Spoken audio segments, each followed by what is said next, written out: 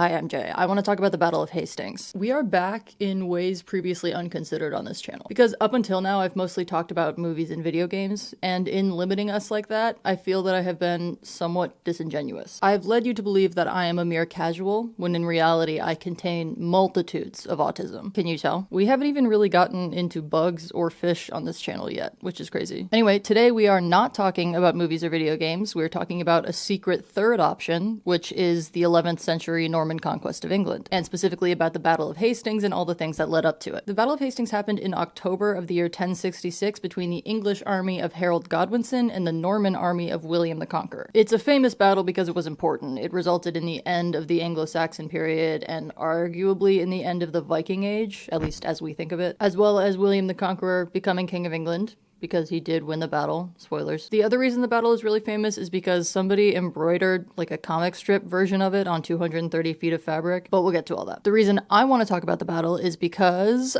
I think it was funny. Medieval battles are usually pretty funny because they're often entirely decided by just which side is standing on a hill. Although Hastings was a rare instance in which the side standing on a hill lost. High tea. Before we can talk about the hill though, we have to go way back to set the scene and meet the players. We're going to start with the places, and then we're going to meet the people in the places, and it's all going to be way more in-depth than you need because I like the backstory part. I wrote a draft of this script that was a much more cursory sweep, and I felt like it wasn't unhinged enough and therefore wasn't very me, so here we are. In an effort to avoid additional confusion on top of the confusion that is definitely already going to happen, some people who are irrelevant for our purposes are going to go unnamed. If that's the case, it's because they have the same name as someone else who is more important. European nobility are not known to deviate from tradition. We got up to King Louis XVIII. Anyway, let's do it. We begin our discussion with the three kingdoms involved in the situation. Now, it is actually more than three kingdoms because, as I'm sure you're aware, people during this era like to conquer and cede land all willy-nilly. But for our purposes, there are three main states involved. Starting in the year 1000, because it's a nice number, let's take a look at our contenders. In the northern corner, we have the Scandinavian kingdoms of Denmark and Norway. Sweden is sometimes also a Scandinavian kingdom in this era, but we're gonna ignore them because they're doing their own thing. Off and on throughout this saga, Denmark and Norway will vary in how united they are. Sometimes there's one king for both of them, sometimes there's two separate kings, usually they're fighting against each other regardless. It's kind of a mess. The more important thing you need to know about the Scandinavian kingdoms right now is that at the moment, these guys are doing a lot of Viking shit. What are Vikings?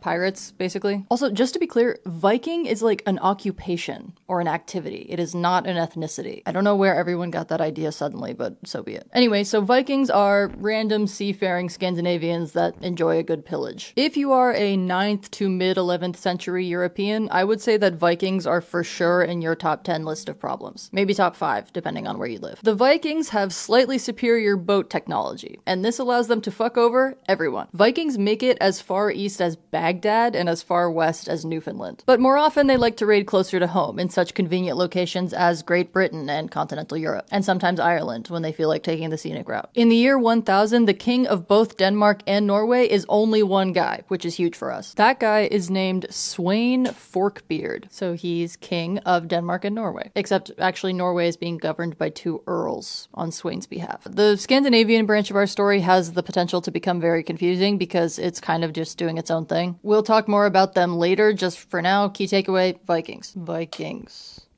There. In the southern corner, we have the Duchy of Normandy. Normandy at this time is a semi-independent fief located within the Kingdom of France. A fief is land that a lord gives to someone else in exchange for that person's allegiance and often military service. So originally, Normandy was a part of West Francia, or Francia, however you want to pronounce it. But then the king of West Francia gave the land to someone else in exchange for their allegiance. Who did he give the land to? Some Vikings. Why? They were attacking his shit, because they were attacking everyone's shit. So that king said, okay, if I give you this land, will you stop attacking my shit and also stop other Vikings from attacking my shit? Y'all can keep attacking other people's shit and I won't care, just don't let anyone attack my shit. And then the Vikings are like, yeah, okay. So this is the land they get, Normandy. So Normandy is founded by Vikings, but lots of the people there are Frankish, because it's just the people that were here before the land got given away, plus new Viking settlers. What then happens, of course, is that these two cultures kind of merge. By the time we get to the year 1000, Normandy isn't populated populated by Franks and Vikings, it's populated by Normans. Also by that time, West Francia no longer exists. It's France now. We're sticking with France from here on. Rather than be ruled by a king, because technically they bow to the King of France, the Normans are ruled by a duke. In the year 1000, the Duke of Normandy is an irrelevant guy named Richard II. I'm sure you can't read this at all. It says Richard II. He's the Duke of Normandy, which we're representing with a crown, even though this is not technically a kingdom. You get it. Anyway, we don't really care about this guy, but we do care about his sister, Emma. She'll come up in a bit. Now, importantly, the Normans have a complicated relationship with Vikings because they're somewhat Vikings, but then they're also in charge of protecting France from Vikings, so it's a whole thing. They are, however, on significantly better terms with the Vikings than basically anybody else outside of Scandinavia. The point is that the Normans have at least some positive political ties to the Vikings. Finally, in the technically barely western corner, ignore the Faroe Islands, we have the Kingdom of England. It was once a whole bunch of different Anglo-Saxon kingdoms, but it becomes one consolidated kingdom in the year 927. Why did they consolidate? Well, among other reasons, all these smaller kingdoms have spent the past 100 years or so bonding over a shared hatred of, you guessed it, Vikings. Vikings are constantly attacking them and they're all super over it, so they get together for safety in numbers and etc. It always loops back to Vikings. I should point out, by the way, this is a modern map. I couldn't find any reliable maps of this area in the year 1066, so I just made this one using modern borders. So it's not 100% accurate, but you get the idea. All right, I've moved this light a million times to try to get rid of this glare here. However, the light is currently standing in basically the only place that it physically can. I live in New York City. This is how it is. We're just gonna have to deal. In the year 1000, the King of England is this guy, Ethelred. So those are our three relevant states, England, Normandy, and the Scandinavian kingdoms. Let's keep going down the line of kings, starting here with our boy Ethelred. So Ethelred has been the King of England since the year 978, and he has sucked at it the whole time. Part of the problem is that he tends to make huge swings on a dime, and he grows more and more paranoid over the course of his reign. And then another big problem is that his solution to Viking raids is to pay tribute, which is to say when Vikings attack, he just gives them money to make them leave. Yes, that is taxpayer money. This is in fact not a great idea, because the Vikings' takeaway from this is, hey, whenever we attack the English, their king gives us a bunch of money. Subsequently, the attacks get worse under Ethelred, and also he's wasting a bunch of money and everyone hates him. So Ethelred goes, okay, I hear you, but consider this. And he deploys a new plan. He knows that the Normans have a sort of relationship with the Vikings. So he's like, okay, I'll just diplomatically marry Emma, who is the sister of the Duke of Normandy. And in doing so, I will forge an alliance between England and Normandy that will hopefully help our Viking situation. And also improve our relationship with Normandy itself, which has been kind of strained because they used to be Vikings. So in the year 1002, Ethelred marries Emma. He's actually been married once before and already has a son, but his first wife recently died, so this job opening is here. Now, this marriage ends up being very consequential because, as it turns out, Emma is both incredibly devious and incredibly slay, but we'll get there. Ethelred and Emma eventually have 3 children. 2 of them are irrelevant to us, so for our purposes, they had one child, Edward. Edward is born somewhere between 1003 and 1005, and he's born in England. That matters. Around this same time, Sweyn Forkbeard, the king of Denmark and Norway, starts acting up more than usual. He's been invading England kind of off and on for about a decade now, but finally, in the year 1013, he invades and it actually works. The English surrender to him and Ethelred is forced to flee. So he takes Emma and Edward, and the 3 of them go into exile in Normandy because Emma is part of the Norman court, which means she's part of the Norman royal household, except it's a duke's household, but you get it. So having defeated Ethelred, in addition to being the king of Denmark and Norway, Sweyn Forkbeard is now also the king of England for 5 weeks, and then he dies. Of what? We don't know. Anyway, naturally, the throne is supposed to go to Sweyn's eldest son, who is this guy, Canute. I have used a picture of him from, I think, Vinland Saga, which I've never seen, because at a certain point, the medieval pictures kind of all start to look the same. Also, on this here, I have spelled Canute, C-A-N-U-T-E. The spelling I saw much more frequently during my research was C-N-U-T. Every single time I read that word, I thought it said a different word with those same letters flipped the middle to. I feel like YouTube could have the same problem and wouldn't like it, so I've written it this way. Anyway, Canute is supposed to take the throne after Sweyn Forkbeard dies. Only the throne of England, though. The thrones of Denmark and Norway go to other people that we're not going to worry about yet. So Canute is theoretically supposed to take the throne after his dad dies, right? That doesn't actually happen right away because for the next couple of years, there's a wide variety of fuckery going on that we're mostly going to ignore because it's confusing for no reason. The end result is still that Canute does become the king of England in the year 1016, okay? I'm using this red X to mark Sweyn as dead. On the other side of things, Ethelred dies in 1016 too, leaving behind Emma and their son Edward, who are both still in exile in Normandy. So what's the sitch now that Ethelred is out of the picture? Well, you'll recall that Emma is both incredibly devious and incredibly slay. She has lost a lot of power and status following the death of her husband. So what she's going to do is leave exile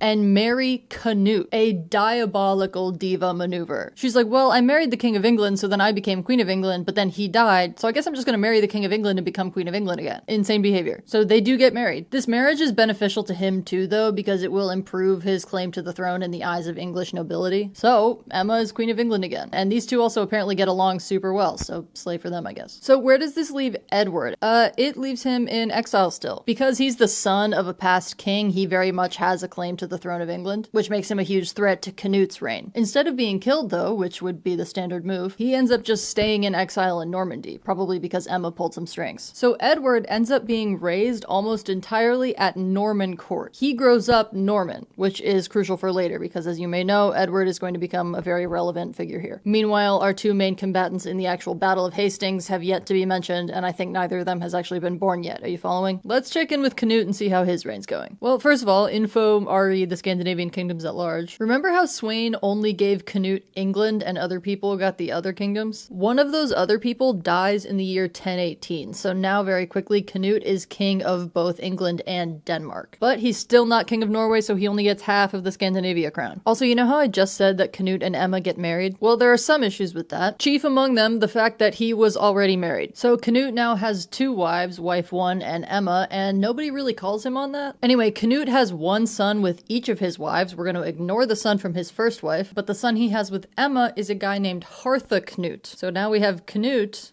and Harthacnut, you weirdo. So Harthacnut is Edward's half-brother. Overall, once we get past the attacking England so he can be king part, Canute's reign goes pretty well. People like it, they're having a good time. The remaining relevant thing that happens during his reign is that in the year 1020, he appoints this guy, Godwin, to be the Earl of Wessex, which is a very important role because Wessex is the richest and I think the largest earldom in England at this time. There's a lot of power that comes with being the Earl. So then who's Godwin? No one. He is not a blood relative of any of the people that we've discussed thus far. I'm putting him over here because he is English, but he's not connected to these two at all. He starts out as essentially just a random nobleman, but he endears himself to Canute by being an Englishman who is very devoted to England, and who is nonetheless willing to be publicly and vocally loyal to a Danish king. He turns out to be a super valuable advisor and eventually marries into Canute's family, which for Canute makes him basically ride or die. Godwin's key attribute is that he is speech 100, plus 5 to charisma. He is really good at talking himself into advantageous positions. So Canute makes him Earl of Wessex and he ends up with a ton of power and influence. Good for him. Godwin and his wife have 7 kids together. We don't care about the wife or 5 of the kids. So there's 2 kids we care about. One of them is named Tostig. I'm putting him on the tree here so that you know he exists, but we are now going to ignore the fact that he exists until it's convenient for me. Tostig has a big impact on the story, but also is barely in it. So for the purposes of this video, we're going to treat him as mostly a logistical issue and not as a guy. There's one other guy we will also be treating mostly as a logistical issue, the same logistical issue, in fact, but we'll get to him in a bit. The other Godwin kid that we care about is much more relevant, and his name is Harold. There are going to be 2 Harolds involved in this story. This one is Harold Godwinson, naturally, and spoilers, his army is going to end up being one of the sides of the Battle of Hastings. Anyway, Canute dies in the year 1035, and because he has 2 wives, he leaves behind a notable line of succession problem. Harthacnut, his son with Emma, is supposed to take over the throne of England, but he keeps getting caught up in shit going on in Denmark, so eventually favor moves over to Canute's son with his first wife, who we have written here as Other Guy, because guess what? His name is also Harold. Weird shit's going on with Scandinavia again, so now this guy only gets England. So that guy takes the throne in 1035, his entire reign sucks, and then he dies in 1040. Next. After that guy, Harthacnut does take the throne. During his reign, his mother Emma convinces him that Edward is cool, actually. These two are half-brothers, remember. So Edward, after 30 years, is finally allowed to come out of exile. Yeah, he's been in Normandy all this time. But he is English, and now he has an honored place at the English court. Harthacnut rules from 1040 to 1042, at which point he dies by drinking himself to death at a wedding. Pretty embarrassing to die mid-wedding. Harthacnut had a mediocre reign and no heirs, so the throne ends up going to Edward. He gets the throne largely because he has a pretty indisputable claim to it, and also because the English nobility are tired of having Danish kings. And at this point in English history, the nobility does get some say in who becomes king, like there's a mild amount of election happening. upsetting. The point is, in the year 1042, we welcome to the board Edward the Confessor, King of England. He gets called the Confessor because he's very religious. Now, to complete our prologue, this has all been prologue, we're gonna go back and sort out Scandinavia because, as you have probably noticed, the Green Crown is nowhere at this time. So, remember Sweyn Forkbeard, Canute's father? He died in the year 1014, and before that he was king of England, Denmark, and Norway. But he became the king of Norway by conquering it, so it wasn't his originally, and he kicked the previous king out. When Sweyn dies in 1014, the previous king's son, Olaf, returns to Norway from abroad and declares himself king. At that time, the people who were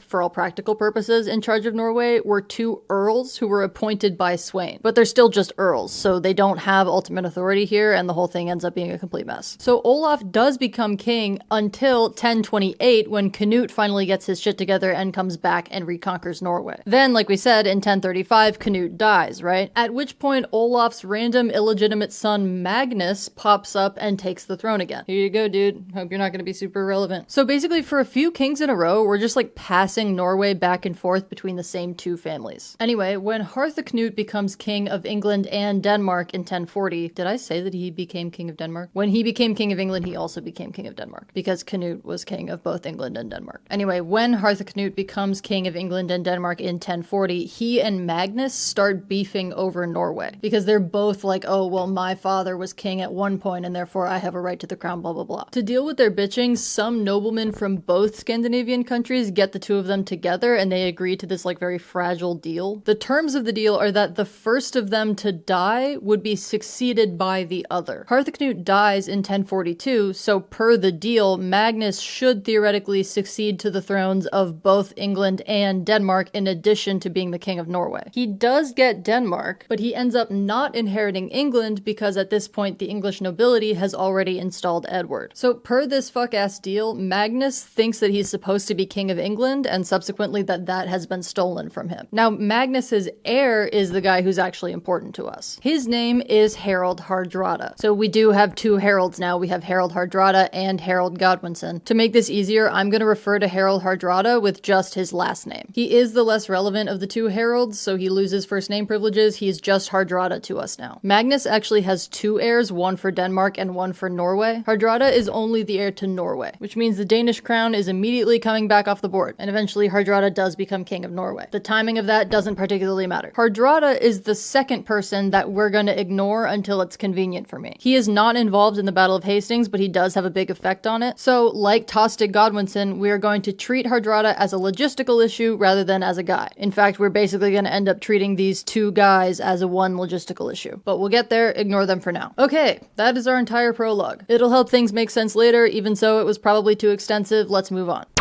So let's get into the reign of Edward the Confessor. Edward reigns from 1042 to 1066, and in the beginning it's kind of tense, because Edward doesn't really want to be king, but the English nobility really want a king from the English royal line, and at the moment there are only two people in the world that fit that description. One of those people is Ethelred's grandson via his first marriage, but that guy has been in exile in Sweden and/or Hungary and/or Kievan Rus for his entire life, and nobody knows if he's alive. The other person is Edward the Confessor, who is markedly easier to track down. So Edward kind of has to be king, and as a result, he is. A few things to know about Edward. First of all, he takes a largely diplomatic approach to politics, especially in the early years of his reign. Apparently, he's a pretty sincere dude. Also, he's allegedly super hot, according to one source I read, which was a book written by an Englishman in 1877. However, this book did describe every single English and/or Anglo-Saxon person as extremely hot, so do with that what you will. The other thing you should know about Edward is that while he is technically half English, he's effectively completely Norman. Like, he was born in England, but he was raised in exile in Normandy. He speaks French better than he speaks English, he understands Norman customs better, he identifies more closely with Norman culture, etc. This has multiple repercussions. In some ways it's good, because he's both English and Norman, and therefore he's overall liked by both England and Normandy. Over time, though, it starts to create a lot of division within the nobility, because Edward starts putting Normans in a lot of high-level positions in the English court, and pretty quickly the culture culture of the court is much more Norman than it is Anglo-Saxon. Throughout most of Edward's reign, Godwin is still a very relevant figure. He's the most important and powerful earl in England, and he does hold a lot of sway among the other nobles. Edward actually ends up marrying one of Godwin's daughters, even though she's like half his age, and theoretically he doesn't need to do this for political alliance. These say father-in-law and son-in-law, you get it. Overall, for a while, Edward seems to be willing to go to basically any lengths to stay on good terms with Godwin, including but not limited to pardoning one of Godwin's irrelevant sons who keeps kidnapping people and murdering his own cousins. But, you know,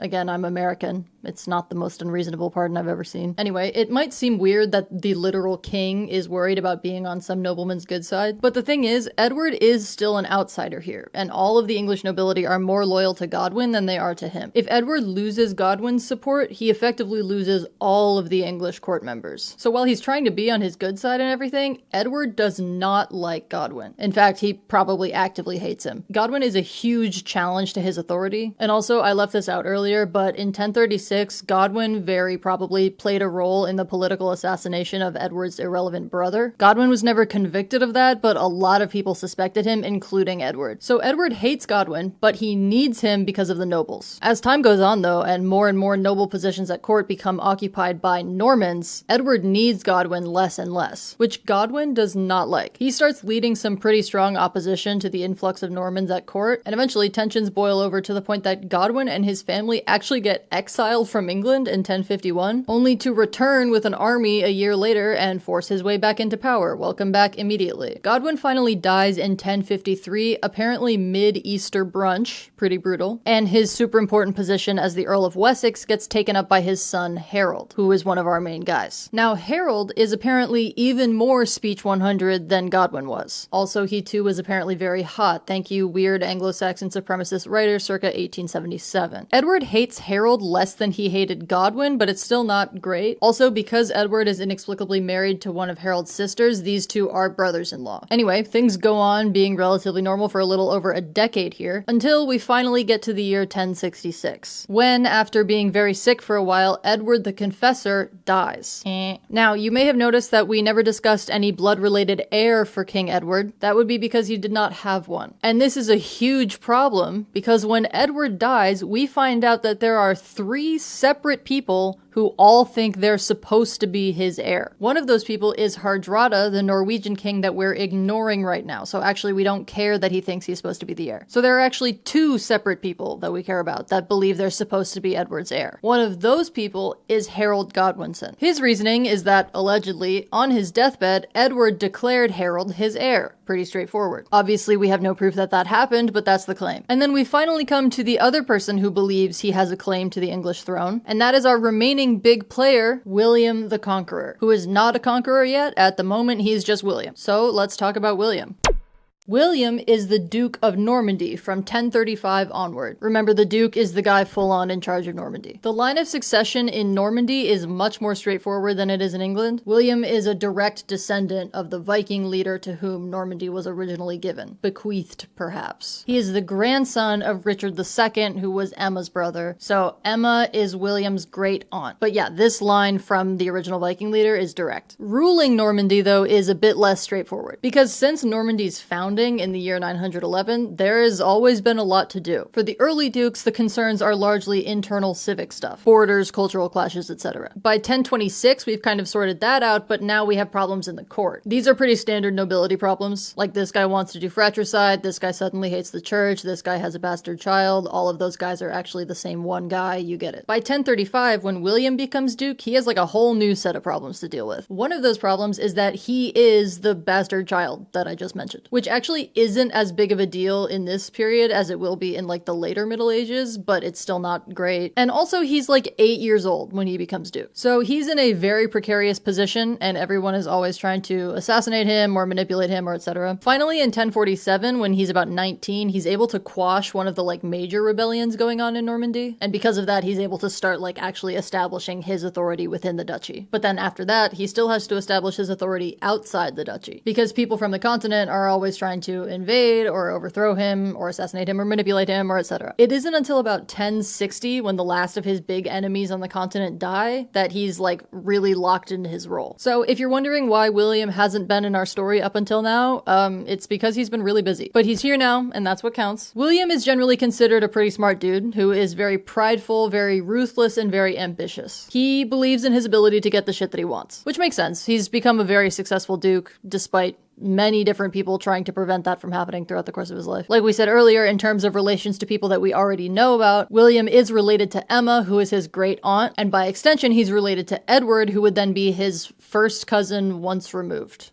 Right? First cousin? Yeah, first cousin once removed. Overall, though, this whole time, William has basically been completely separated from anything going on in England or Scandinavia. By the way, William is not hot according to the book I read from 1877, but he is hot according to a different book I read from 2021. So make your own decisions. Now, we said that William is the final person who believes he is Edward the Confessor's heir. Based on what we've just learned, you might be wondering why the hell he would think that. Well, let's go back again. Remember how in the year 1051, Godwin and his family were like very briefly exiled from England? During that same period of time, William, the not yet conqueror, took a trip to England to visit his first cousin once removed, King Edward. As the Duke of Normandy, William was a close ally to the King of England, especially to this King of England, because as you'll recall, Edward was not only raised in Normandy, but raised at Norman court, like within the Duke's household, as was William. William's father and Edward were first cousins, but they grew up pretty much as brothers. Edward and William know each other very well. So William then goes to visit England in 1051, notably when the Godwin family is not there, and allegedly, during that visit, Edward makes a promise that William will be his heir. We're not 100% sure that that promise was like the reason that William went to England at all, but given the timing, it's pretty likely that it was. It would have been easy in this period of political instability to step in and offer security, right? We have no proof that Edward actually promised anything officially, but in practical terms, that promise is the reason William believes he's supposed to be Edward's heir, right? Like whether or not it actually officially happened and whether or not Edward meant it, William believed it. That promise is made in 1051, but William just keeps it in the back of his head forever, I guess. And like 15 years later, as Edward's health begins to fail, our boy here really wants to lock that down. So here we come to a major juncture in our story that is potentially total bullshit, but you can be the judge. In 1064, 2 years before Edward dies, Harold Godwinson goes to Normandy to visit William. Why? Well, he was there to help with like a military campaign in Brittany, but motive-wise, we don't really know why he would agree to do that. Accounts differ wildly, and everyone, both back then and now, is super mad about it. The point is, during that visit, Harold, allegedly, swears an oath to William that he will support William's claim to the throne. So essentially, he promises to not do any funny business and just let William be King of England when Edward dies. Now you might be asking, why would Harold do that? Well, first of all, this is before Edward's alleged deathbed promise to him, so he theoretically isn't heir yet. But more relevantly, he was likely just under duress. William had some hostages that were family members of Harold's that were given to him by Edward. That's a whole thing. And then separately, there's like a situation at the beginning of this visit where William gets Harold out of being arrested, so he owes him. There's a lot going on. We don't know the exact content of this oath, or whether Harold was acting freely, or even whether he actually made an oath at all, because all of this information comes from William. But the point is that William, in some capacity, believed that Harold had promised to support him becoming king. And he believed that Harold had sworn an oath for that on, like, holy artifacts, which means it's, like, religiously binding. Like, it would be a slight against God if Harold were to break that oath. So now we come back to the year 1066. Edward the Confessor has just died, and there are two separate guys who think that they're supposed to take his place. But only one can be king. And the crown goes to Harold Godwinson. Woo!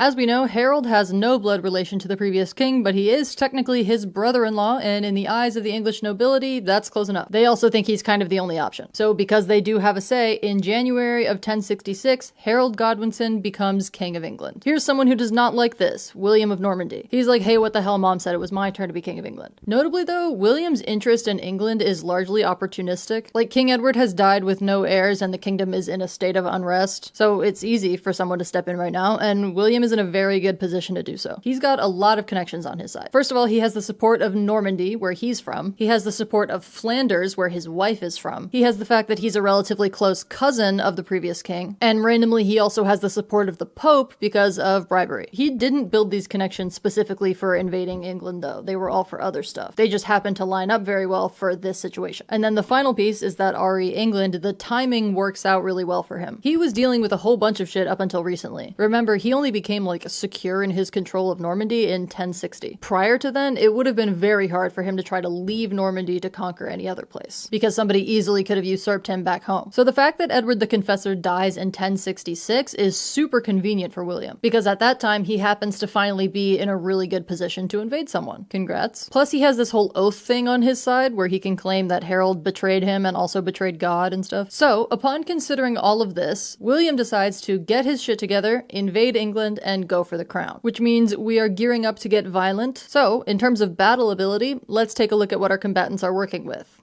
Tomorrow. What ho.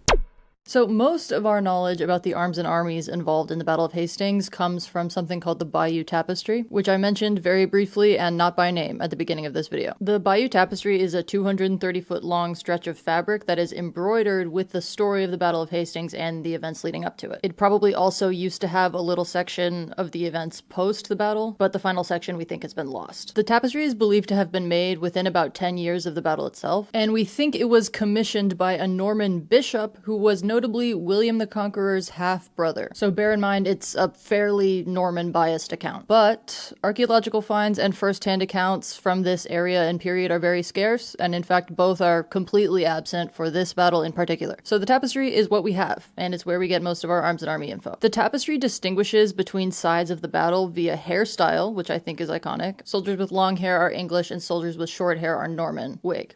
Decisive fashion choices, we love it. Anyway, based on what we know, it seems that both sides were working with pretty similar soldiers, in that the vast majority of their guys would have had real training. Several are probably even full-time soldiers. Those are going to be like castle guard types, like they're of the king or of nobles who are loyal to the king. Because usually if the king makes you like a lord or an earl or whatever, that station comes with the understanding that you will lend military aid if needed. And then in England, there's also this thing where lords can call on civilians that live on their land to act as soldiers in an emergency. That setup is called a shire levy system, which is the most British term I've ever heard. Usually you'd only call on people from areas like immediately adjacent to a given battle, because this is a thing you're doing on very short notice. Also, the guys who get called via shire levy bring their own weapons and armor, so whatever they have to fight with is just according to their wealth, which seems like a pretty big roll of the dice, but okay. At Hastings, a lot of the English guys are of like middling to higher social rank because it's a lot of servants from rich households. And then Normandy doesn't have the shire levy system, but they do also have like a core group of more permanent or trained soldiers, and then they bulk out the army with a bunch of other guys from all over the place. So in terms of the soldiers themselves, we're basically the same. Each side gets one poor fucking infantry, even though our infantry isn't particularly poor. I just like the card. All in all, it's estimated that each army had about 5,000 to 10,000 guys. The estimates do swing pretty wildly, and we have no way to know like an actual number. Some of the medieval chroniclers like to claim that one side or the other had like 100,000 guys, which is for sure just retroactive dick measuring, but good to know we've always done that. Normandy and England were also working with very similar weapons and armor, which is mostly just a product of being in this area in the 11th century. There just aren't that many resources available, and there's only so many ways you can cover your body in metal. Your average guy on the battlefield gets a helmet that is either metal or leather. The leather one is basically just a hat, and it's not going to do much for you, but it's nice to feel included. The metal one is definitely going to be more help because it's metal, and also because it has this fun nose guard. Very famous, very good at stopping you from breaking your nose, very much has the potential to like bend inward and stab you in the face, I feel like, but I'm not a doctor. This type of helmet, like the nose guard just on a regular skull cap helm, is usually just associated with Normandy. And then a lot of guys are also going to be wearing a type of chainmail shirt called a hauberk, which generally has full or half sleeves and goes down to like mid-thigh or knee. They usually weighed about 30 pounds, which is kind of brutal. Also, this picture is Henry of Skalitz.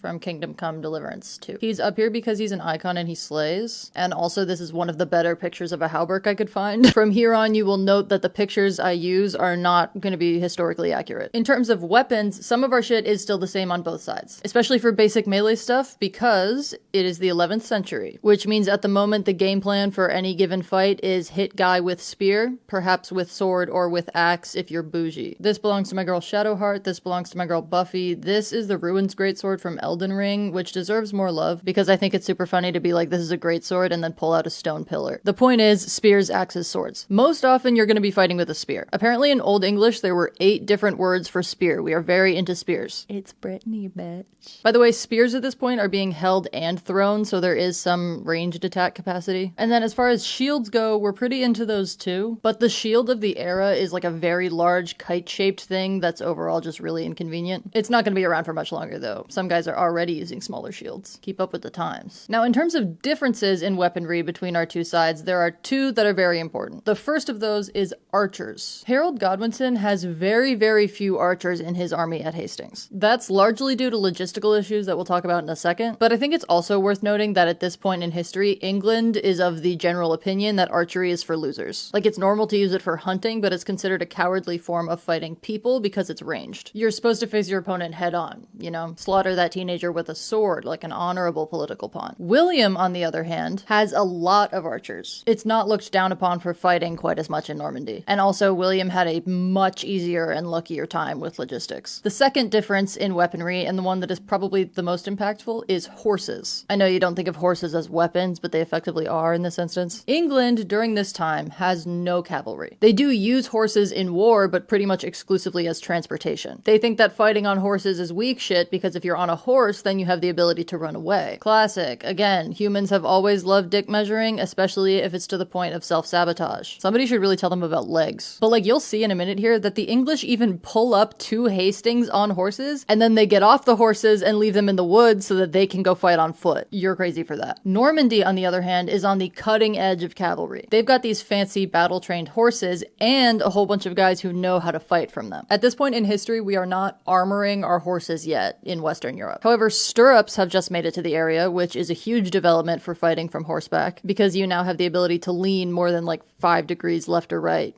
and you no longer fall off at the slightest inconvenience. The Normans are so committed to horse fighting that they literally bring their horses from home, like across the English Channel. Do you know how hard it is to get a horse on a boat? It is a historically documented problem. Horses are one of the most anxious and poorly built animals that exist on Earth at this time. This time and this time. My degree is in geology and my subfield is in paleontology, okay? Like fossils. We happen to have a very good fossil record of horse evolution. Like, we have specimens representative of pretty much every stage in their phylogeny. And truly, it is just a series of L's. Worse and worse as you go down the line. Like, what do you mean you're a K-selected species and a million different things are lethally toxic to you, but you also don't have the ability to vomit? Why do your lungs bleed when you run too fast, given that running fast is like your whole thing? What made you think it was a good idea to have legs made of finger bones? The whole plan sucks. New strat, go back to being the weird rat thing they were before, take a slight pivot, become a pig. It's a great time to be a pig, they're everywhere, they're really good at existing. The point is, it's a nightmare to get horses onto boats. The Normans did it anyway because they were so committed to cavalry, and it's gonna end up making a huge difference. Horse girls to their core. Okay, that's about it for our arms and armies. Now let's get into my favorite part, logistics. Okay, we've laid the historical groundwork. Now let's look at what people are doing in the direct lead up to the battle itself. I find military logistics fascinating, especially when we're operating pre-electronics, when nobody has the ability to like communicate with any level of efficiency. Like, a battle is an inherently chaotic situation. You have a ton of people in fight or flight mode, any number of unknown variables from the other side, and massive potential for things to go wrong. There's ultimately only so much you can do in the moment, which means almost all of the work has to happen before you ever even set foot on the battlefield.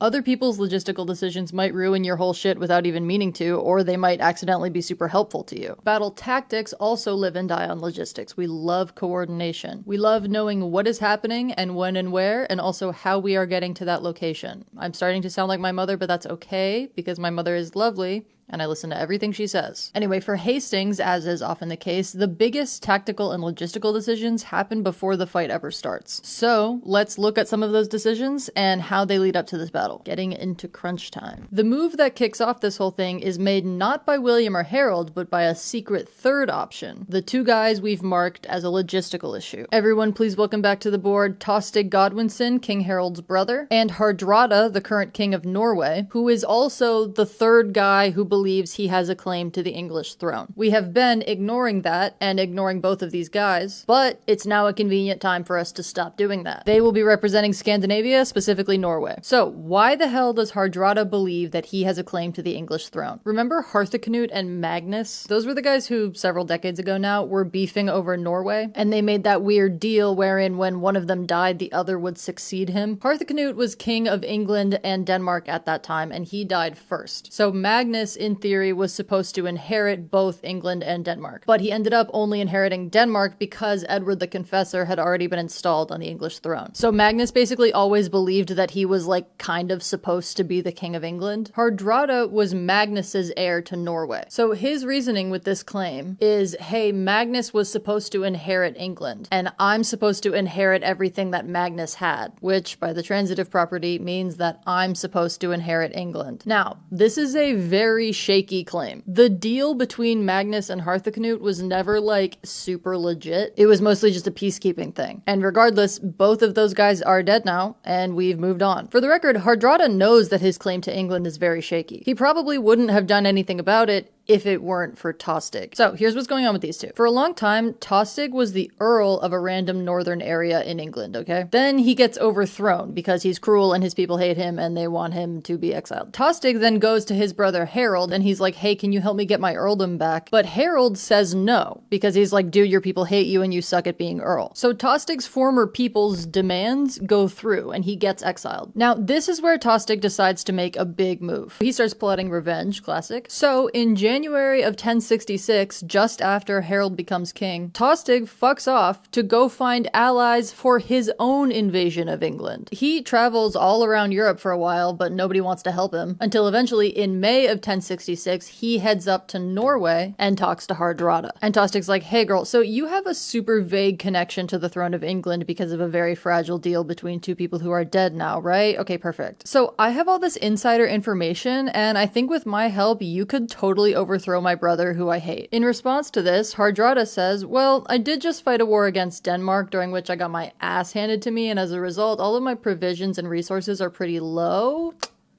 But work, let's do it. So now the pieces are in place for these two to start invading England. Now, also starting in January of 1066, William is acting up because he too is getting ready to invade England. And he is doing the most. He's already well set up in terms of those connections that we talked about earlier, like the support of Flanders and the Pope and all that. But also, he is working the propaganda machine. He's making deals with barons. He's flexing that he's friends with the Pope. He's convincing Norman nobles that Harold really did swear a holy oath and then break it. He's doing everything he can to publicly justify invading England, because invading England is frankly kind of a crazy thing for him to do. It's on an island and has been fighting off Vikings for hundreds of years, and as a result, it has, at this time, arguably the best navy in the world. Normandy, on the other hand, has no particular navy. This to say that if William tries to cross the English Channel, there's a very good chance that he immediately gets swarmed by like 1 million guys that are way better at boat than he is. William, of course, is going to cross the English Channel anyway, and bring all his troops and horses with him, but at the moment, there aren't even enough boats in all of Normandy to do what he's asking. So before he goes to England, he has to build a whole bunch of new boats, and borrow a whole bunch of old boats from France, Brittany, and Flanders. He starts construction on all of this in January, with the intent to invade England before next winter. We don't know exactly how many ships he had, but the lowest estimates I saw were around 700. You're building and sourcing minimum 700 ships in less than a year in the 11th century. It takes us months to years to build ships today. I mean, granted, we have done it faster. By the end of World War II, we were consistently building Liberty ships in like 40 days, but that was with steel. and welding and defense contractors there to make sure no ethical things were happening. How many people did you have working on this? Anyway, at some point during this time, King Harold gets word that William is planning to invade. So in May of 1066, Harold gathers an army and starts monitoring the southern coast of England. Here come some guys to monitor England. Can you even see those? Kind of, not really. Well, so be it. They're risk pieces that I glued onto magnets. I have a lot of magnets these days. Harold's plan is not to stop William from crossing the channel. He doesn't want this to be naval combat if he can help it, because naval combat, especially at this time, is very unpredictable. He doesn't really want to leave the outcome of this fight to wind. So instead, his plan is to watch the coast and pinpoint the exact location where William plans to land. Harold wants to meet William basically right after he disembarks so that the invading army doesn't have much room to push north, and then he'll have the English Navy come around on the channel to block the way back to Normandy. Box the Normans in so that they can't retreat and then come at them from both sides. So that's Harold's plan. Now, Harold assumes that William is going to be invading sometime in the summer. That's why he musters his army in May. And to be honest, that's a fair assumption. As we know from extensive evidence, it's a bad idea to invade places during winter. However, throughout the summer, William keeps not invading. By September, he still hasn't shown up. And Harold can only hold his Shire-levied men for so long. At a certain point, their contract is up, and actually they've already stayed overtime. You better be paying overtime. So in early September of 1066, King Harold disbands his army and navy, and he himself heads back to London. Here comes London. So Harold heads back to London, and his army is disbanded. He still has some troops, like his knights and stuff, and he can recall everyone in an emergency using the Shire levy system, but that's not going to be like instant mobilization. Like, it'll take days for people to get to him. So on the other end of things, why has William not invaded England yet? Well, he wanted to. William actually left Normandy in July. He brought his fleet out through the River Dive, which is about here. But just as he gets his whole new fleet set up on the coast, the wind shifts north, which means he's shit out of luck, because this is Western Europe in the 11th century,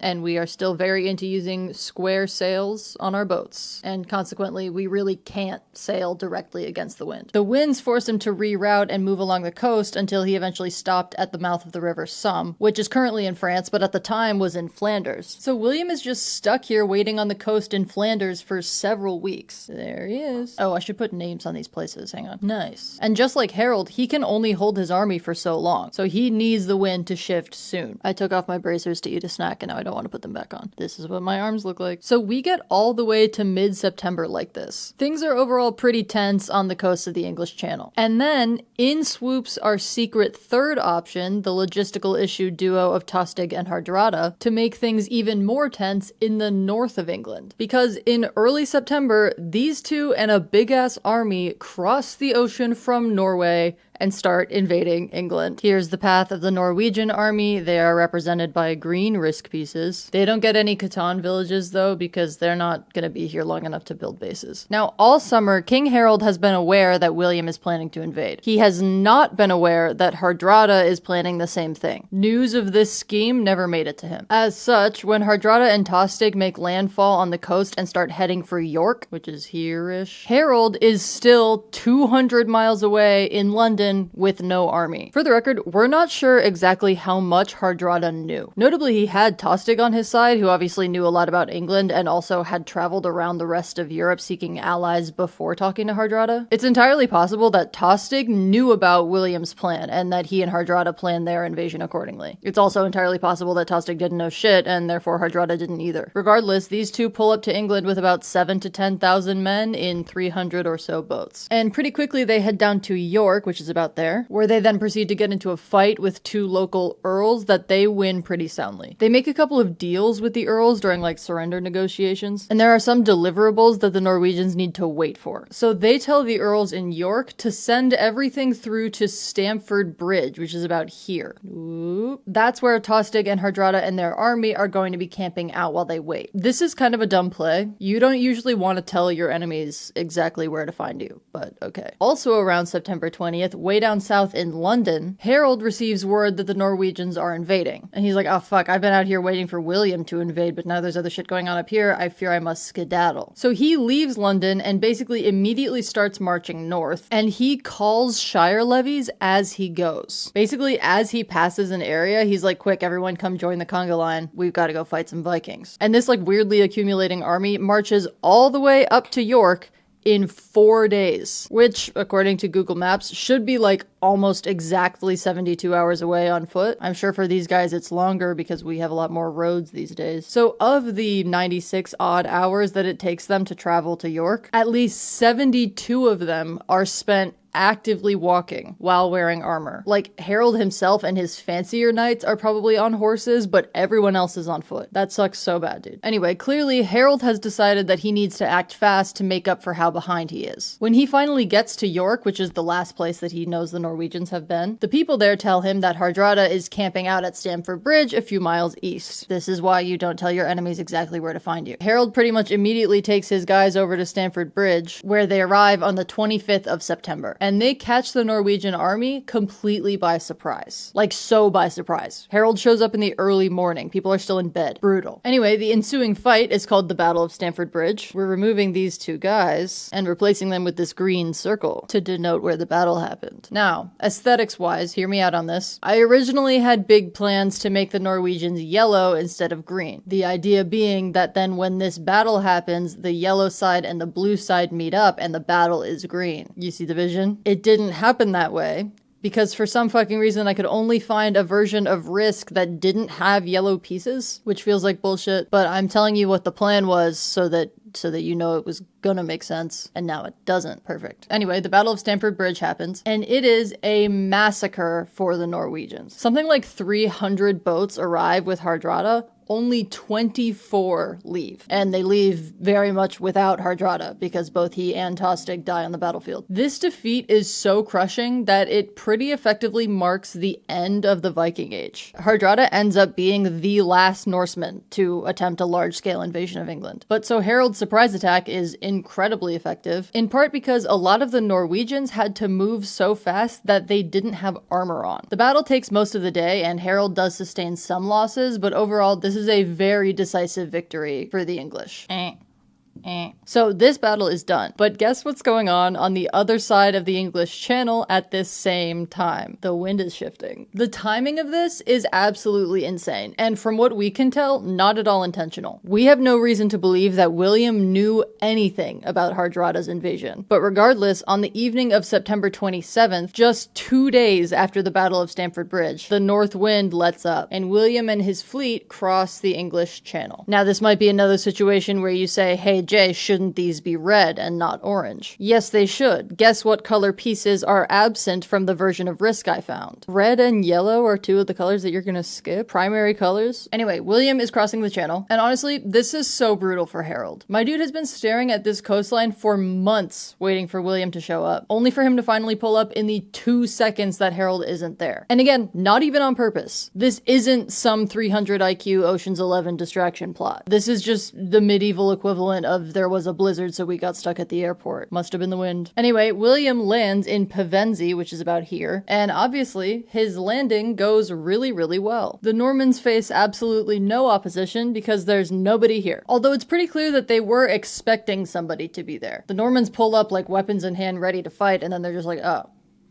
Okay. So the fleet lands in Pevensey, which is a village in what is now Sussex, and they mostly stay put for a minute. Pevensey is actually a very good defensive position, both because of geography and because there's already a fortress here. It's a Saxon shore fort built by the Romans when they were here, and it is, say it with me, an oval. That's huge. We hate square fortresses on this channel. You never want corners in your fortress. Corners are structurally weak. They create blind spots. One guy with a pickaxe can destroy your whole shit. Mary, don't let me catch you in a square fortress during a siege. You're getting clowned. Anyway, within a few days, William actually leaves Pevensey and heads a little bit east to the cliffs at Hastings. We got there. The cliffs are an even more defensible position. So he establishes his camp there on September 29th, and he builds a Motte and Bailey castle here as a base. Personally, I think that's fucked up because in a traditional Motte and Bailey castle, the keep is square. Granted, it's also wooden and like at the very top of a hill, so it's a little bit better, but we're on thin ice. Anyway, William posts up in this castle, which is a pretty unusual move. Generally, an invader would make a push against a major settlement. You know, you're trying to put the pressure on, you want to be in control of big centers ASAP, and London is very close to here. Evidently, though, William has decided to basically break this invasion down into distinct sections. Rather than doing everything at the same time, he's going to deal with Harold first, and then start taking over cities. Which is a pretty good tactical move. A kingdom with no king is much easier to conquer. However, Harold, of course, isn't here. He's way up north in York celebrating from Stamford Bridge, which again was like 3 days ago. So William, in an effort to get Harold's attention, makes himself a huge nuisance on the coast. Like he's raiding towns, stealing provisions, setting stuff on fire. Although apparently he does let people leave their houses before he burns them down, which is more than can be said for what we do now. And also more than can be said for what he's gonna do in a few years, but we'll get there. The thing is, obviously Harold is gonna be mad that he's attacking any part of England, but also the specific area that William is in happens to be land that's been like in Harold's family for a long time. Like at the time, this is Wessex. This is the area that Harold's father Godwin and company have been earls of for so long. Harold was earl of this area himself. Harold is therefore duty bound to the people that live here, so William attacking them specifically is also like a personal insult to Harold and etc. But yeah, William is ransacking on like a pretty crazy level, because frankly, he's on the clock now. He's landed in foreign territory and is very much in a position to be boxed in whenever the English Navy finally shows up, and his army is now surviving just on their own provisions and on looted provisions. Eventually they're gonna run out and they can't really backtrack because the Navy is gonna be there. So William is making a huge scene to try to get Harold down here as fast as possible. Meanwhile, in the north, Harold is like still actively dealing with Stamford Bridge stuff when he receives word that William has landed in England. And he's like, right, of course, when else would he get here? So Harold basically has no choice but to march all the way back down to the other end of the country. The thing is though, his men are obviously exhausted, and again, most of them are on foot. Harold is on a horse and is trying to move much faster than his soldiers reasonably can. So he takes his fancier knights and anybody else who's actually on a horse, and he leaves most of his army behind. Then he rushes back to London, where he once again uses the Shire levy system. He calls on men from areas much closer to London to raise basically an entirely new army. This is probably the main reason that Harold ended up with so few archers at Hastings. Any archers he might have had up north weren't able to make the trip fast enough because they wouldn't have been on horses. And then on top of that, like we said, archery in England is almost exclusively for hunting at this time, especially in wooded areas, and there are way more wooded areas in the north of England than there are in the south. So for Hastings, where he levied men from southern counties and left behind his men from northern counties, there were likely just not that many archers available to him. Anyway, the reason he's moving so fast is because A, it worked on Hardrada, so maybe it'll work on William too, and B, Harold can't really afford to let William make friends in England. Because Harold is king, but ultimately his claim to the throne is basically non-existent by normal succession rules. He's not related to any previous king. The closest he got is that his sister was married to Edward the Confessor, which has nothing to do with him at all. William, though, is related to Edward, and somewhat closely. If William can convince the English nobles that he's supposed to be king, Harold doesn't have much of a leg to stand on. So my guy's moving fast to try to prevent any discussion between William and the nobles. Harold makes it to London on October 6th, where he plans to wait a bit to let his levied men gather in one place. And this is where we run into what is arguably Harold's fatal mistake. He only stays in London for 6 days. There are two issues with that. First of all, that's not enough time for all of his reinforcements to get to him. And second of all, like we talked about, William is boxed in. The longer Harold keeps him waiting, the more precarious his position gets as he burns through his provisions. All this to say, Harold can basically only benefit from waiting longer, and yet he doesn't. He leaves London after 6 days, still tired and with a smaller force than he could have had. I get where he's coming from. Like, yes, it's bad that William is ransacking towns and also hurting your honor or whatever, but letting him do that for a few more days, incurring some property destruction and etc., is a lot better than leaving London early and losing the battle. Because, spoilers, losing the battle does mean that William is going to slaughter like 75% of your population, which seems like a much bigger deal than property damage in a couple towns. But anyway, after about 6 days in London, Harold gathers his troops and marches toward Hastings. On the other side of things, William already knows about Harold's victory in the north at Stamford Bridge thanks to an informant, but he only finds out that Harold is coming to Hastings the night before the battle. A scout comes back to camp and he's like, hey, I saw a big ass army out there, crazy shit, we should make haste. Haste is a really good game. As such, William gets all his guys ready and starts marching north to meet Harold wherever he is. He doesn't want to let him make it to their camp, essentially, which is fine.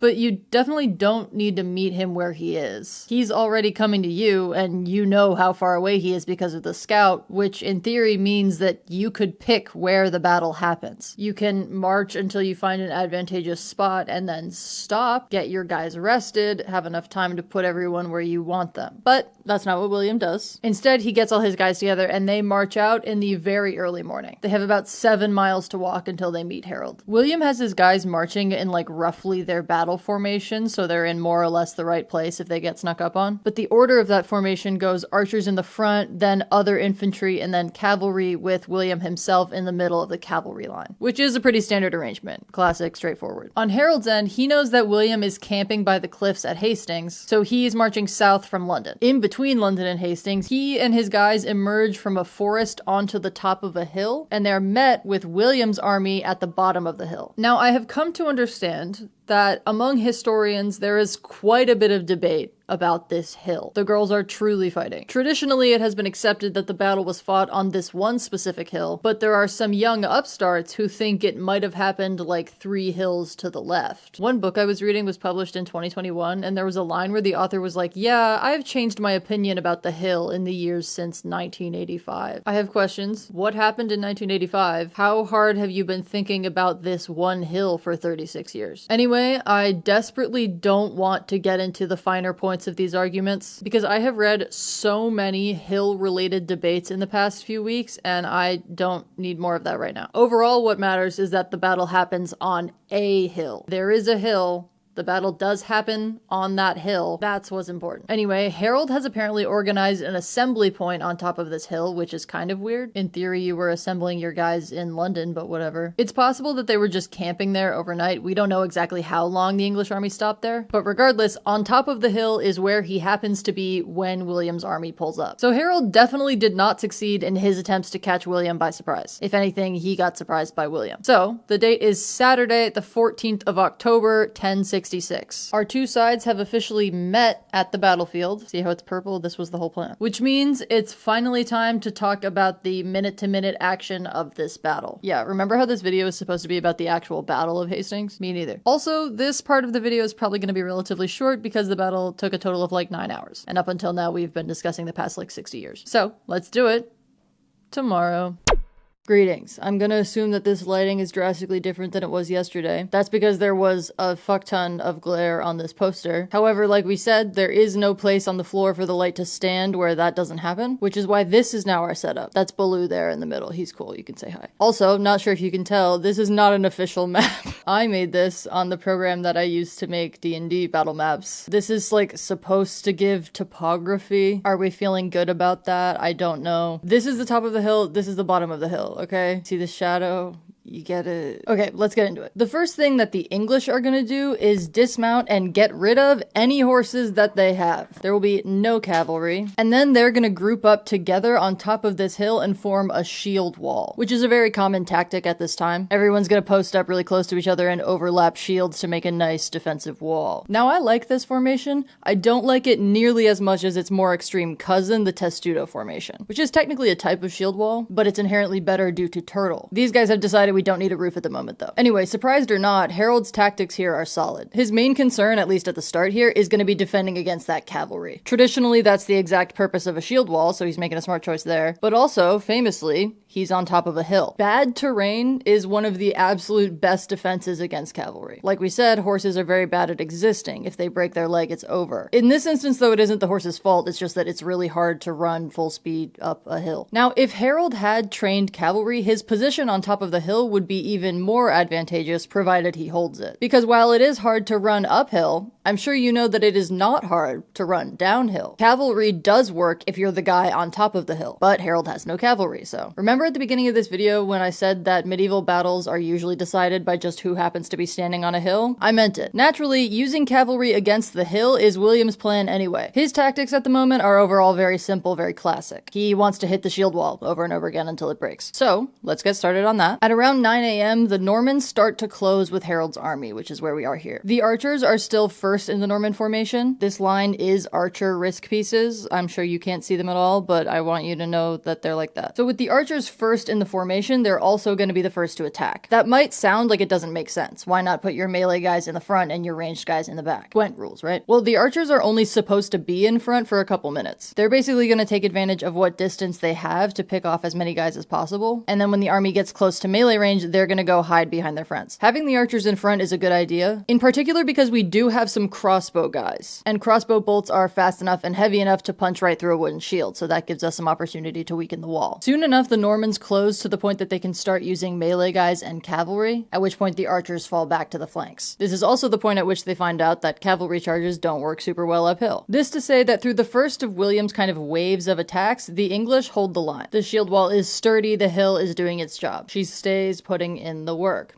After tanking that first wave, the English do start pushing forward a bit. Now, moving as a shield wall is a little bit risky because it leaves opportunity for people to get separated and therefore leave gaps in the wall. But also, sometimes that can be the point. A shield wall is meant to absorb impact, right? If a cavalryman breaks through and hits the wall, it is better that it splits a little bit to allow for fewer people to get hit. But anyway, in this instance, the English want to keep the high ground, but they also want to do everything they can to push the invaders into getting overwhelmed and running away. Mass panic is a huge concern in all battles, but especially with armies like these. Ones that are mostly made up of people who are trained, but not full-time soldiers. There are some full-time soldiers who are likely more disciplined, but the majority of these guys are almost entirely reliant on like moment-to-moment guidance from their commanders. It's also worth noting that medieval battles are very physically difficult. You're carrying an enormous amount of extra weight in weapons and armor, and you're engaging everyone in what is more or less hand-to-hand combat. You simply cannot do this for very long before you have to take a break. That's why William's attacks are happening in waves like that. They try a bunch of shit for however long, and then they're like, okay guys, let's take 5 and then get back out there. We're gonna give coach 110%. But anyway, the English pushing forward actually does kind of have the desired effect. It results in a mix of the Norman army being forced back and the Norman army being squished together, which leads to the infantry and the cavalry kind of being all mixed up. It also has the effect of some of the Normans getting spooked and starting to like half retreat. The kind of skittishness, chaos, and slight retreating is then drastically exacerbated by an event that I still don't really understand, which is that apparently, during this phase of the battle, a rumor starts spreading among the Normans that William has been killed. Now, that's a big deal, and we'll get to it in a minute, but first, I need to talk about the logistics of this. Every single source that I read used that specific phrasing, a rumor starts spreading, and I just want to know, what the fuck does that mean in practice? Thousands of people are in the middle of pitched combat, and amid that, they're like telling their friends that they think XYZ thing happened over yonder, and then that person turns to their friend and is like, you're never gonna believe what I just heard. What are you talking about? Was it like we all saw something that led us to believe that William is dead? Is it like one guy yells out that William is dead and then we all just go with it? What do you mean a rumor? Anyway, a rumor goes around somehow that William has been killed, and this is of course very bad news for the Normans. The army starts to panic. Some of the commanders, like lieutenants effectively, stay locked in, but there aren't that many of them, and overall, things are looking pretty dire for the Normans in William's absence. The thing is, though, William is not dead. He's fine, and is actively yelling at everyone to stop freaking out,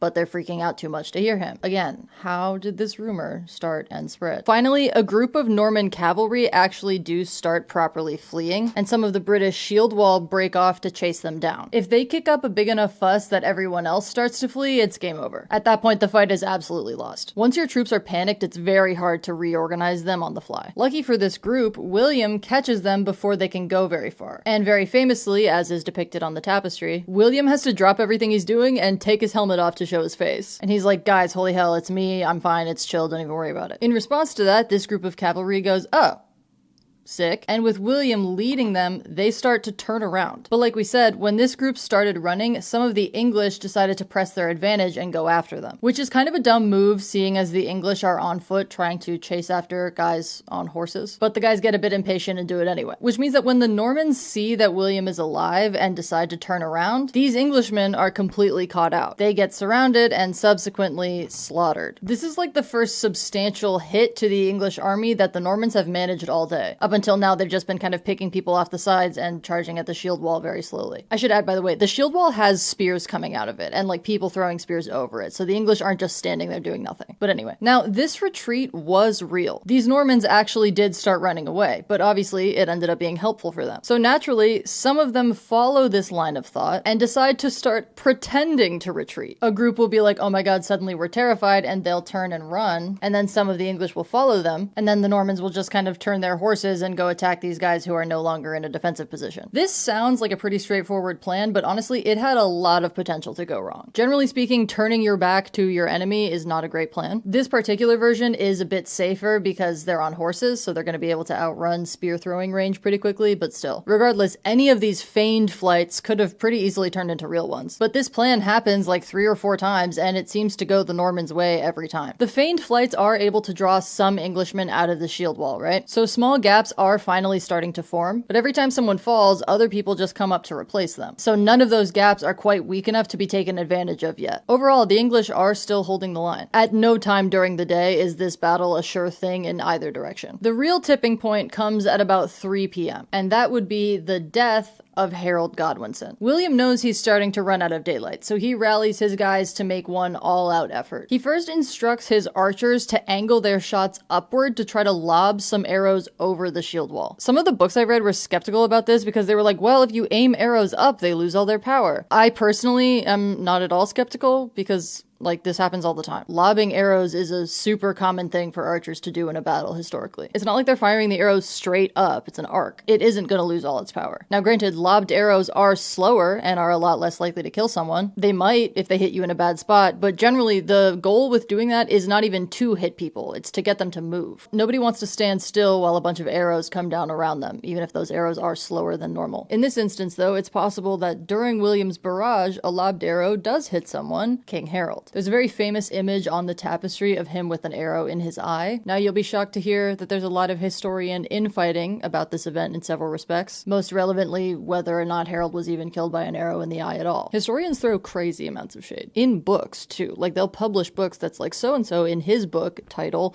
said this, and he's fucking stupid for that. Girl, I don't know if you need to read a bitch so publicly that you publish it, but anyway. Early accounts of the battle don't say anything about the specific method by which Harold died. Later accounts say that he was just cut down by a sword at some time. Overall, this is a very contentious point, but what matters is that regardless of the method, Harold dies at around 3 p.m. And when he dies, things finally really start going to shit. In a European medieval battle, the death of a commander usually means you lose. There's not really a chain of command, like it's just kind of commanders and soldiers, and at this point for the English, all of their commanders are dead. They had 3, Harold and 2 of his younger brothers. So knowing that his opponent is weak, William orders one last big cavalry charge, and this time it works. They pick a point and the shield wall finally breaks. When it does, the English get all split up and they have no choice but to flee. The last scene on the tapestry shows a group of Normans chasing after them. In some sources, there's then this weird extra event after the English retreat in which a bunch of the Normans that are on horses accidentally run like directly into a ravine that is just kind of hidden by tall grass. And some other sources also say that there's a last little bit of English resistance that happens also at the ravine. I don't know how I feel about the ravine. The point is, the Normans win the Battle of Hastings, and that brings our account of the day itself to a close. With the battle now over, William has a lot to do, because if you'll recall, he decided to split all of this up. He was going to deal with Harold first and then do the conquering second, so now there's quite a bit of conquering to do. Before leaving the field, William arranges for the burial of his own dead and lets the English do whatever they want with theirs, although he does not let the English have possession of Harold's body. After Hastings, William marches on to Dover, which was kind of already his due to an old agreement, at which point a lot of his army gets dysentery, which is to be expected. Dysentery is very much on the list of top 5 problems for Western Europeans in the 11th century. century. From Dover, he moves on to Canterbury, which surrenders, and then he heads to London, which at first does not surrender. Instead, about 500 knights come out to make a last stand against the Conqueror. So naturally, William sets London on fire and then fucks off to go take a couple more cities. And then by the time he gets back to London, the people are like, okay, fine, we'll surrender, just stop burning the city. It takes a few months, but overall, in the early phases, everyone who William needs to surrender does surrender. Finally, on Christmas Day of 1066, which is less than 2 weeks before the 1-year anniversary of the death of Edward the Confessor, William the Conqueror is crowned King of England at Westminster Abbey. During the coronation, some Norman guards set London on fire again, for no reason. At the point of his coronation, William effectively only actually holds the southeast of England. In the following years, he continues to face a fair amount of opposition, and he continues to be super ruthless in response. In particular, he severely and indiscriminately fucks up the north and everyone in it in 1069. So William does eventually control all of England, and there are some big changes that come from that. Notably, Anglo-Saxon rule has ended forever. We enter the Anglo-Norman period instead. The English aristocracy more or less disappears, and they all get replaced and or superseded by Norman nobility. Through the Normans, the country's political focus starts to move away from Scandinavia and towards the continent. Also through them, England undergoes a lot of cultural and societal changes. We were already using a feudal system, but it becomes much more strict under the Normans. Everyone gets even more into social stratification. The English language is also forever changed. Norman French gets like half merged with and half added to pre-existing Old English, and this is one of the reasons why the whole shit is such a mess. Oh, that spelling doesn't make any sense? It's because of secret hidden French. Very bullshit in my opinion. The Anglo-Normans also built on the long-standing English tradition of fucking over Ireland, Scotland, and Wales. That tradition, of course, already existed, but the Normans make it much more official. Full-scale armies and famines and stuff. William the Conqueror himself goes on to have 4 children, and you might say, oh good, that means he has heirs. We won't end up dealing with the exact same problem that led us here. And you would be wrong to say that, because William's youngest son eventually ends up on the throne, and guess who that guy is? King Henry I, who has no legitimate male heirs, and as a result, when he dies, we start the cycle over again, with a period in English history that is famously called the Anarchy. So we're gonna go ahead and call it there. Thanks so much for hanging out. My other socials are in the description. My Patreon is there too if you want to support me and get some cool rewards. For this video, it'll be outtakes and behind the scenes stuff. Let me know what you think of this video and of this video concept. I have too many magnets for what is reasonable. I do like maps a lot though, so I'd be down to make more. Guess what the next video will be? Anyway, bye. Apparently there's demons in the castle. If there weren't before, you surely just summoned them here yourself. What? How? Every time you say the word demon, one shows up. Some words just shouldn't be used. You just used it yourself. You tricked me. Demon! Stop it, you madman!